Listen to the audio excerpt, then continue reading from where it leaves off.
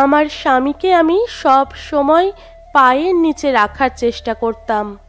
এই যুগে তো মেয়েরাই সব, পুরুষদের আবার কিসে প্রয়োজন? এমন মনোভাব আমার ছোটবেলা থেকেই তৈরি হয়েছিল। বিয়ের পর বিষয়টা বাস্তব জীবনে উপলব্ধি করার চেষ্টা করলাম। স্বামীকে সব সময় নিজের কথায় নাচাতাম, মানে আমি যা বলবো স্বামীকে তাই শুনতে হবে, আর সেটা না শুনলে তুমুল ঝামেলা করতাম। আর দেখতে বেশ রূপবতী এবং শিক্ষিত, আর সাথে তো চাকরি করি, তাই আমি যা বলতাম স্বামী তাই শুনতো। বিষয়টা প্রথম প্রথম ভালোই লাগতো।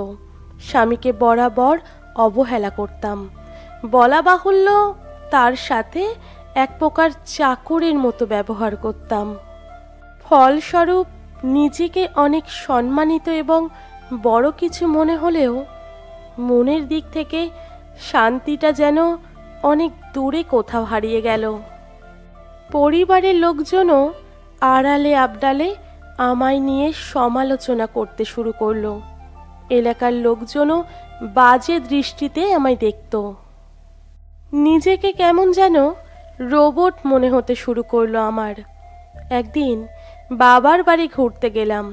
রাতে মাকে কাঁদতে কাঁদতে অনেক কথা বললাম। মা, সবাই তো বলে পুরুষের হাতের পুতুল না হতে, তাহলে নাকি অনেক অত্যাচার সহ্য করতে হয়, অনেক কষ্ট হয় মেয়েদের।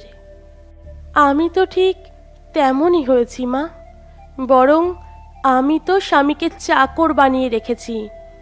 কিন্তু মা, আমার জীবনে সুখ নেই কেন? কেন অন্য সব মেয়েদের মতো স্বামী সংসারে আমার মন বসে না?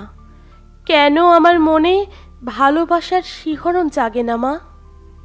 মা হেসে বলল, স্বামীকে চাকর বানিয়েছিস রে মা, আর নিজে যে চাকরানি হয়েছিস সেদিকে নজর রেখেছিস। সুখ পাবি কি করে? সুখ পেতে হলে রাজরানী হতে হয়, স্বামীকে বানাতে হয় রাজা। সেই রাতে মায়ের কথাগুলো আমায় বিস্মিত এবং অভিভূত করল। ঠিকই তো, স্বামীকে চাকর বানিয়ে নিজেই তো চাকরানি হয়ে গেছি। এরপর থেকে স্বামীকে স্বামীর মর্যাদা দিতে শুরু করলাম।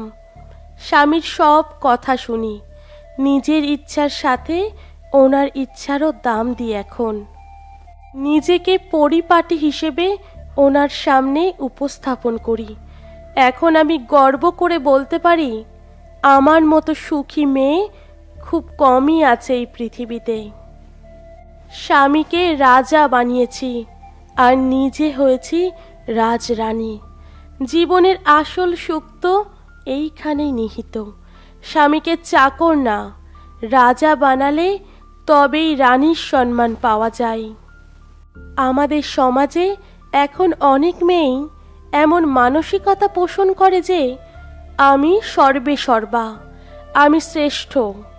কিন্তু বাস্তব কিন্তু অনেক আলাদা।